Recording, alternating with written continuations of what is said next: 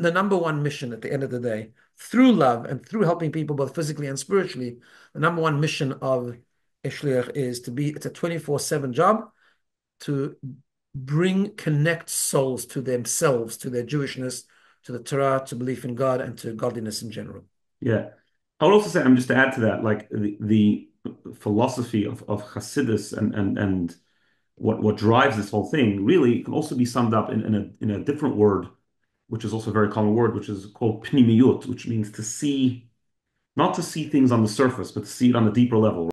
You are listening to the JP Show, Where we discuss the issues you care about from a Jewish perspective. I am Rabbi G. And I am Rabbi Levi. And we hope you enjoy this episode.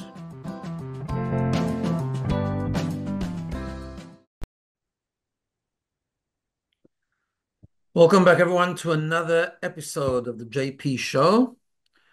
It's me again, together with Rabbi Levi. How you doing? Doing okay? It's summertime. You feel the summer in the air? Definitely is getting hotter and emptier, I must say. People are emptying out, Empty air. people going Someone told me away. last night at a shiur, I was doing a shiur with young adults last night, and the guy in the workforce, he told me he thinks he's got the feeling that in Sydney, from Melbourne Cup Day onwards, people are already checking out, which makes it a very long summer, I got to tell you. It's like Yeah, November, December, and January. But at BINA, we're not checking out. We're here. We're marching on and continuing, hopefully, to grow and learn and inspire. yeah. So before you tell me what we're going to talk about today, I'm just going to ask everyone, wherever you're listening to this podcast, please subscribe, and wherever appropriate, write us a review so we can spread further than we are already. And what are we talking about today? So it's been a tough week, I must say. It's been a very tough year. This seems to be happening quite often, but this week was particularly tough. I'm sure everyone has seen the news about the Chabad Shliach in the UAE, Rabbi Zvi Kogan, of blessed memory. He was murdered by terrorists. Um, Just for those who don't 100% know the story, was a shliach in Abu Dhabi in the United Arab Emirates. yeah, He was actually kidnapped, yeah, driven off, and then they don't know all the details, but it was obviously a terrorist attack, and he was murdered. yeah. And his body was taken now to Israel, and He's the just been funeral just buried. took place. I was actually just watching um, some live feed from his funeral, and it's heart-wrenching. It's heart-wrenching. It's heart-wrenching anytime this happens, anytime a Jew is killed just for being Jewish, as has been happening over the past year. Um, but this had this particular element to it that he was a shliach. He was there for the purpose of spreading Judaism and Torah learning, and he particularly had a focus on kashrut. He opened up a kosher supermarket actually to enable people to be able to have kosher, and he tefillin with people and everything that a Chabad Shliach does. So I thought we would dedicate today's podcast to him. We're not going to talk too much about him specifically. We both didn't know him, although I mean, we're not that far removed actually from his wife. We know people that know her. My cousin is married to her cousin. We know people that knew them, so it's quite close to home. But I want to talk about the concept of shlichut in general, and this whole idea of people being sent around the world, us included, me and you are shluchim here in Sydney. And what does that mean? What exactly is the mission? And what is the relevance to everyone? Because the truth is, everyone is a shliach. Like hopefully we'll discuss.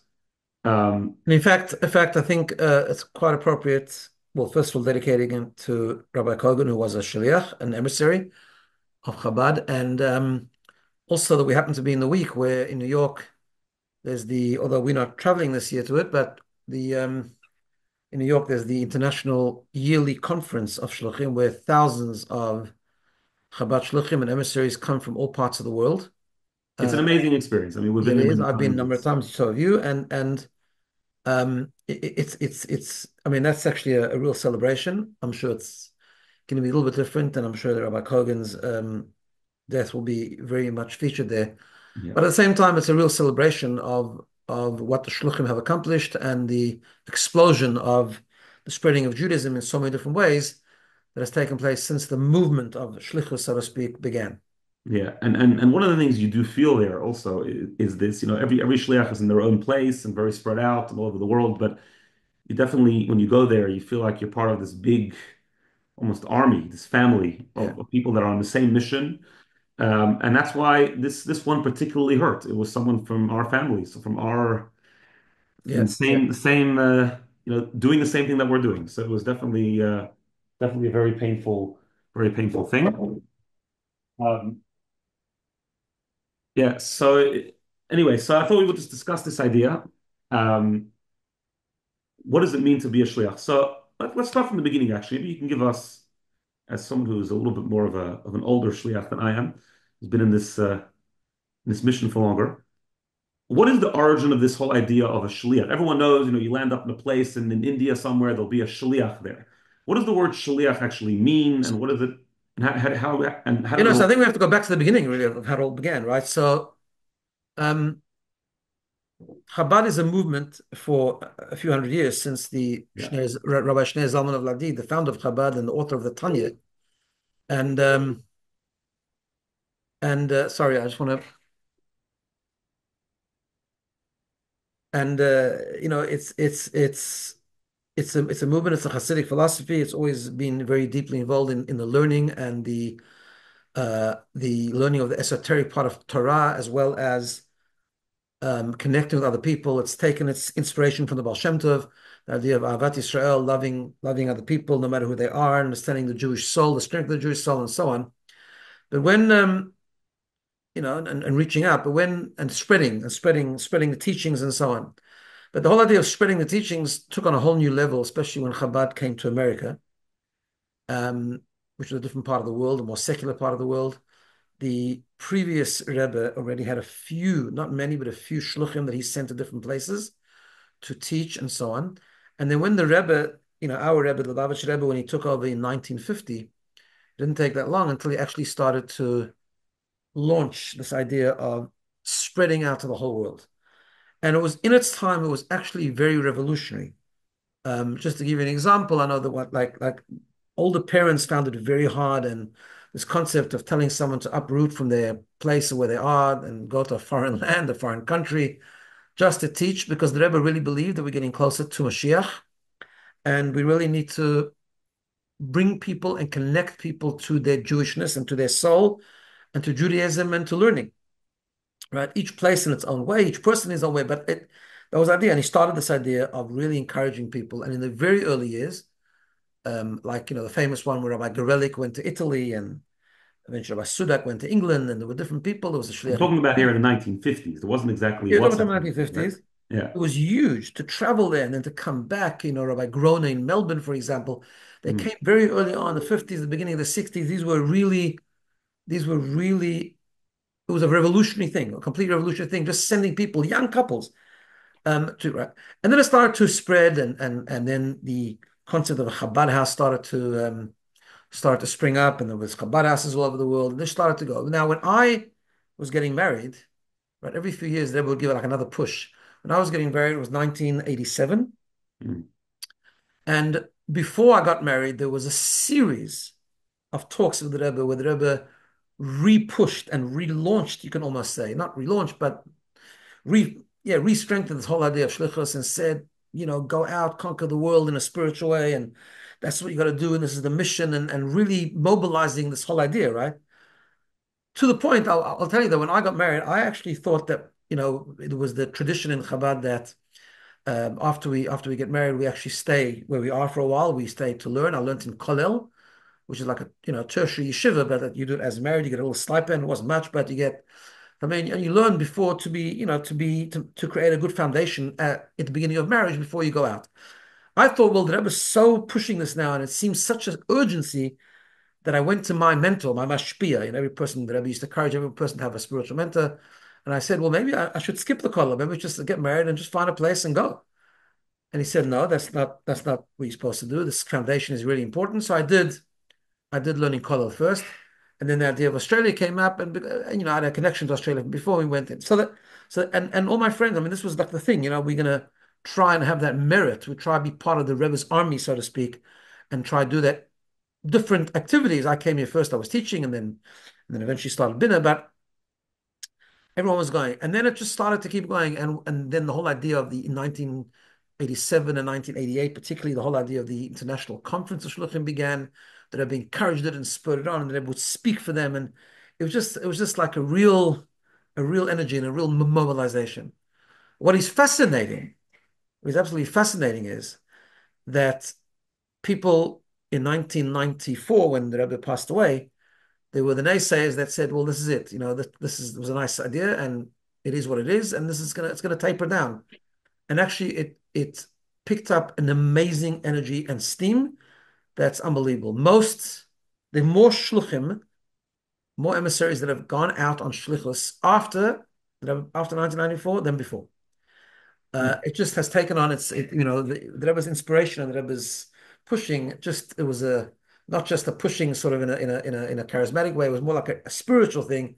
It has kept going, and it just motivated people who are connected, who learn the Rebbe's talks and understand what the Rebbe wanted in terms of our mission, just to grow. And today it's just absolutely huge. It's thousands and thousands.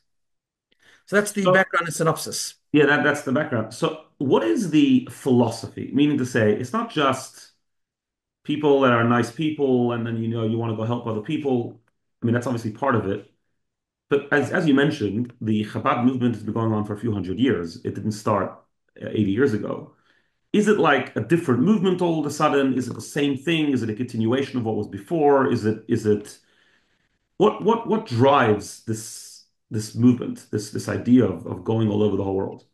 So I'll say two things. First of all, let's go back to the Baal Shem Tov. You can go back even further. In other words, Baal Shem Tov's famously, the Baal Shem Tov, when he would sleep or pray, sometimes his neshama would, it's known Kabbalistically, his soul would soar in the higher heavens. Mm. And one time, there's a famous thing where the first night of Baal Shem Tov, he said his neshama paid a visit to heaven, whatever that means. I was never We've never remotely experienced connected it. to such an experience, but he had what's called aliyat neshama. His neshama sort of departed his body while he was still alive, kind of thing, and his neshama traveled all the way upwards to the place in heaven where the soul of Mashiach is present. And he famously said to Mashiach, quoting a verse from Tanakh, he said to Emasai Ka'atimar, when are you coming? And the Baal Shem Tov said that the Mashiach answered him, when your well springs will be spread out chutza, when they'll be spread out wide and far. Mm. Famously, what's not so famous is that the Baal Shem Tov, this is recorded in a letter that his brother-in-law wrote, that he heard this from the Baal Shem Tov, and the Baal Shem Tov said that he actually had pain from that response because he knew it was going to take a while. That's a very telling thing. And it did take a while, and hopefully not going to take too much longer, but because it took time for the Kabbalistic and esoteric teachings to be spread out, amongst regular people, amongst communities, and it started spreading out that way. But then it took on as each generation came on, it started to spread more and more. For example, the idea is, that the fifth Lubavitcher Rebbe, for example, made the teachings of Hasidus much more accessible to much more people than it was before. It's very deep stuff. The previous Rebbe started to have Hasidus printed in English and other languages to make it more accessible. And then the Rebbe came along and really revolutionized it and said, same idea, but now we're going to take it, not just the teachings, but even the living it and what it stands for and the teachings of it, and it's got to be just made completely accessible to everyone. Everyone, all Jews. And that means not only everyone, but everywhere. Mm. And that means that inspiration of that comes from the teachings have to propel a sort of a deep desire for us, for everyone to not just people who are officially shluchim, but everyone. Just that should be the mission of every Jew who's engaged and involved to really spread and teach and inspire others to learn, but also to live by that learning, to do another mitzvah. And the Rebbe spoke about the value of the one-time mitzvah, putting on tefillin, eating matzah on Pesach, and of course to get people more and more engaged as much as they possibly can, right? So it's really the same philosophy, just taken to a whole new level. Yeah. And one of the ideas also is that it's done, I think, in the context of the deep love you have for another Jew. It's not just a task, not just because you happen to be a follower of the Rebbe and he says you got to go out, but you want people to have their own sort of to internalize that concept that you got to really help other people. And that's why I think we find a sort of like almost a combination of what shluchim do all over the world. You often say, "Oh, I needed to go to vacation in Thailand. The Chabad guys there, they're amazing. They have restaurants and they kosher food, and it was just so incredibly amazing. And they're there for you, and that's true, and that has to be definitely part of it. Part of it is helping another person physically, helping another person if they need food, if they're stuck. I mean, there's some, especially in remote areas, if they need a meal for Shabbos, whatever the case is. But I always think of Avraham Avinu, right? Avraham Avinu we know was known for his hospitality, and Mm. he really, yeah, he was in the desert, and people needed a place. He was the first Thailand shliach, like the one in India, for sure. You want a meal, right? I mean, last week's parasha, 2 weeks ago, he was running after people traveling in the desert. Please, I'll prepare you a delicious meal, right? But the Medrash always says that we know Avraham Avinu also brought thousands of people under the banner of monotheism, teaching them that there's one God and bring them closer to God and the belief in God.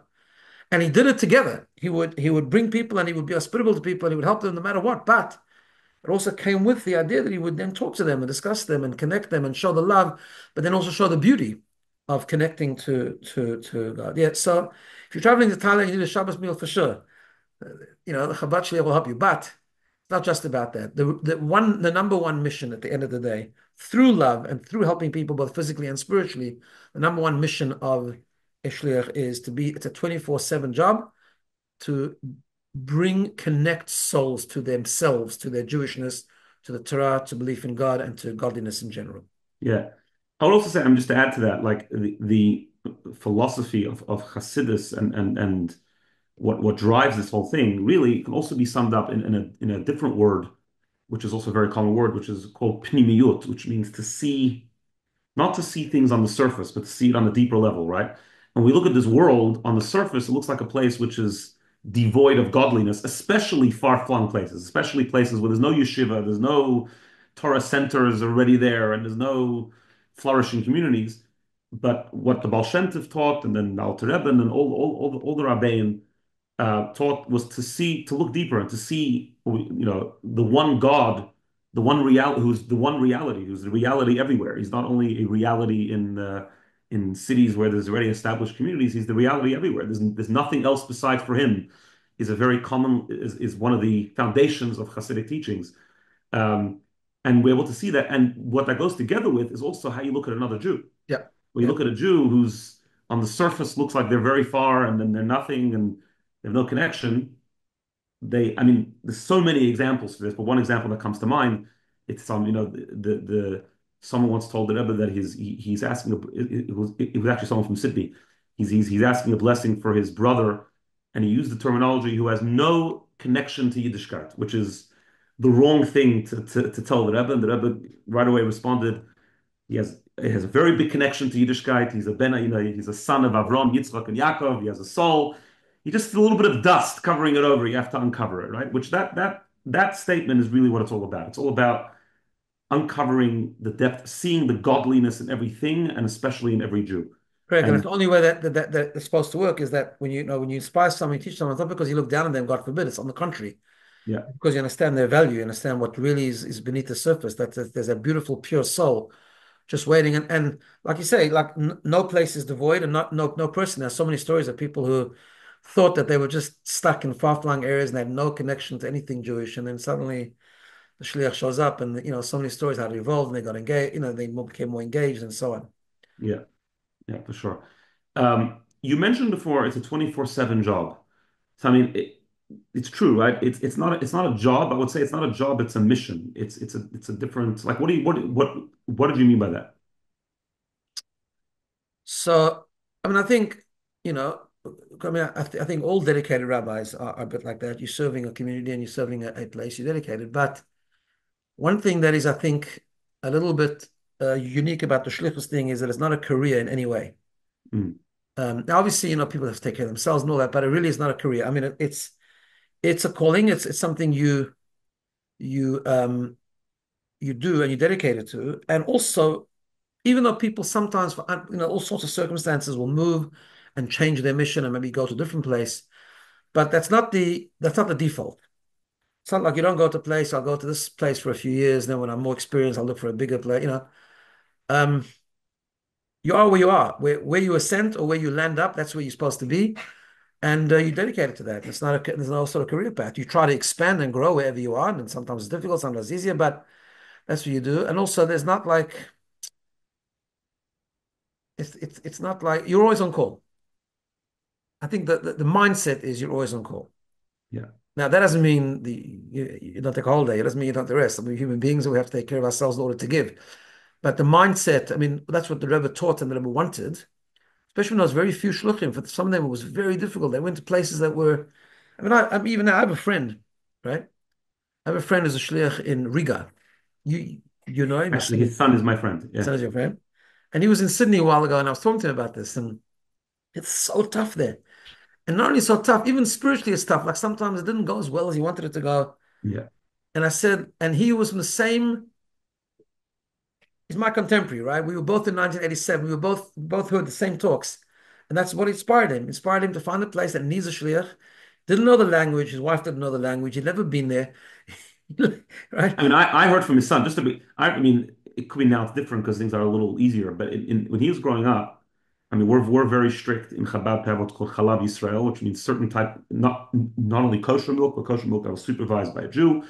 And where he was, he just didn't have milk very often. Like, I mean, there's a lot of sacrifice that people have. Yeah, and and schooling is a problem and all that kind of Yeah, stuff. I mean, I have two brothers-in-law that live in places that there's no school. Now it's now they're sophisticated. I mean, it's grown. I mean, there's a lot of sophistication that's happened since when it first started. They have a whole online school where it's like a virtual before school. COVID, by the way, the Chabad had the original Zoom It school. was pre-COVID, That's like right. an online, and they get together once in a while. These kids, like they have friends, like they have a classroom. It's unbelievable. But okay, but it's not so easy, socially stuff. But but this is what it because but it's hard. Yes, it's hard because life is hard, and to fulfill the mission is hard. Yeah. I mean, I have a very good friend who's a shliach in Barbados. There aren't many Jews there. There are Jews there. He's done amazing things there. It's unbelievable what he's achieved in the short time that he's there. He's now building a mikveh. There's no mikveh there, which is this. This is it's definitely a lot of sacrifice. I think also important to mention that also every place is different, right? Every place Yeah, has its challenges. Like a lot of the challenges that your friend has in Barbados or my friend in Riga or early people we don't have in Sydney. We have infrastructure. yeah, But for example, when we first came here, not so much for you, but when we first came here, distance was a challenge. I mean, mm, my wife, your mother, it was hard, very, very hard. It wasn't like, I grew up in South Africa and I'd already been away from home for a few years because I was learning in yeshiva. But for her, it was a real sacrifice. She'd never gone away from home. She'd never gone away from her family. And we came here, no family, no siblings. It was a difficult thing. It was a difficult decision in a way. But it was clear at that time, like you didn't say no because that's what we did. That's what we do. yeah. Um, and also each place different in terms of the mission. So like um, in certain places, it's more about you do your mission through restaurants and kosher food. Other places it's through teaching. Other places through whatever it is, through But a it's all the same. It's all the same mission. yes, okay. All the same So like mission. in Sydney, we have the opportunity to do something called BINA. It might not work in every place. Right. Barbados, something has a room for BINA. You know what I'm saying? It's like Yeah. different. Not yet. Soon. So yeah, not yeah, exactly. So we kind of more niche, not niche, kind of sort of focus on a specific area, but also the mission is exactly the same. It's the same concept. Yeah. It's there, Yeah. being there for people, inspiring people, and teaching and spreading and So inspiring. this is actually not the first shliach who was murdered through a terrorist attack. This has happened before, unfortunately, many years ago. Many of you will remember in Mumbai, India, there was a terrible terrorist attack that killed thousands of people, but they especially targeted the Chabad house, And there were a few Rabbi rabbis there also Levi visiting. Holzberg. It was yeah. In fact, actually, this shliach is actually related to them, which is extremely eerie. Um, so what's the response? What's the response to such thing happening? I mean, it's a big punch. It's a big blow. We definitely feel it. It's very painful. But I mean, we don't have an option to give No, the up, right? I mean, response, in general, Jews, as we've discussed many times, in general, Jewish people don't have an option to give up, but especially, so yeah, the response is just an extension and an expansion of the response that we have as a Jewish people altogether. That is, we never give up. On the contrary, our response is we respond with more, Mm. which, by the way, is already happened, even in this case. I mean, Yeah. just a few hours ago, the shliach in Dubai, who's kind of the head shliach there, announced and that there's going to be a building of a massive building in the memory of this Rabbi Zvi Kogan, and they're going to probably bring more people, and they're going to keep spreading. They're going to keep the response. We fight darkness with light, Yeah. and every little bit of light pushes away a lot of darkness. Yeah. But can I just also, I think maybe it's important to emphasize one really important thing, right? We're talking about the idea of shlichut and being a shliach. While the Rebbe built that amazing army of shluchim, and it's still continuing and continuing generations and so on. I mean, there are now three generations of shluchim. It's like, it's quite powerful. But he also used to talk about that it's not only people who go on what's called a formal shlichut, right? But actually, what he really wanted is that everyone to have the mindset, every Jew to have the mindset of being a shliach. Yeah. Right? We're all shliach, we're all emissaries of God, we're all emissaries of this concept, of this idea. And in fact, I think it was the previous Rebbe who said that if you know Aleph in your Aleph Bay, but you don't even know the base, you have an obligation to teach the Aleph to someone. Obviously, you have to learn more, and you have to learn the base and the Gimel and the Dalet, but you have to still teach. In other words, everyone has what to give, right? And everyone has to have the shliach mindset. My father, for example, wasn't an official formal shliach. Well, the Rebbe emphasized to him many times that he treated him as a shliach, He didn't but have that type of no, vocation he yet. didn't have a Chabad Shliach, never. In fact, he was in business, right? And yet he had a little bit of that mindset. He was always trying to see how much Yiddishkeit he bring into his clients. Mm. Um, there are many people, people in business, people doing other things, whatever the case is. There's a concept of whatever I'm doing, my mission has to be that of Avraham Avinu. To how can I inspire another Jew? You have a customer who you've seen. Maybe you can invite him for a Shabbos. Someone who can maybe ask to do a mitzvah. A neighbor. I remember I was a kid. I remember I was a very young kid. I remember that there was a client of my father. My father was in jewelry, wholesale jewelry, and it was a jeweler that was in town, and it was in the weekend or something. And my parents invited him for lunch on Sunday. My mother put on she put on a beautiful lunch, and I was there. We were just eating lunch all together, and they were talking, and then throughout the conversation, I learned that this person had bought a pair of tefillin because my father had encouraged him to put on tefillin, and he had actually even closed. He his jeweler shop wasn't closed on Shabbos, but his workshop was closed. He didn't work on Shabbos anymore. And I remember him saying that actually his livelihood increased. He got better than after that. But anyway, Mm. so these kind of things, and he would learn. He would give shiurim. So it's not only that people. It would be a very grave mistake to think that this is reserved for a group, even a large group of formal people, people under the formal, who get paid to do it kind of thing. But it's actually much bigger than that. It's actually a mindset. It's a mindset of everyone has to take the responsibility of being responsible for all Jews that they come into contact with. And in fact, broader than that, even the world, spreading Yeah. goodness and kindness in the world beyond. It's a shlichus mindset that we don't live for ourselves. That we're Correct. not just here floating through life, just doing the right thing and that's it, right? And Everyone, not that any of us have reached to the ultimate, we all no, no, try no, it's all a ourselves journey, when of we have, course, but of course. And that's the aspiration, and that's the yeah, that's the I that's think the every Jew can respond to what happened by becoming a shliach in right, their mind, and right. and So especially now, if we hear something like that, the answer has to be, let me find another Jew, or let me do another mitzvah myself, and let me encourage someone else to come to a share with me, or let's just add more light. We've got to fight. There are things that need to be done. Of course, those that have to hold the terrorists responsible will do it. There are diplomatic things to take place, and there are people that are designated to do that, and hopefully will do a good job, and they will. But we're not all in that role, nor can we be, nor should we be. But we can all do something. We can all fight back, yeah. as we should throughout this whole I world. was we were at an engagement party last night, and someone made a comment to me.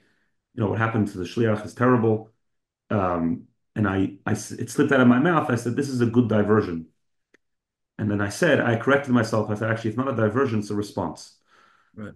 Like they destroy a home, we'll build another home. They More homes destroy being someone who built, spread more Yiddishkeit, weddings, we'll spread Yiddishkeit." more spirituality, more light. Yeah, so that's the only answer. So hopefully we only hear good news from now on, and we all strengthen ourselves to do more, to strengthen our mission of spreading goodness, kindness, godliness, and more Yiddishkeit, and just bring more light into the world. Excellent. Have a good week, everyone, and see you next week.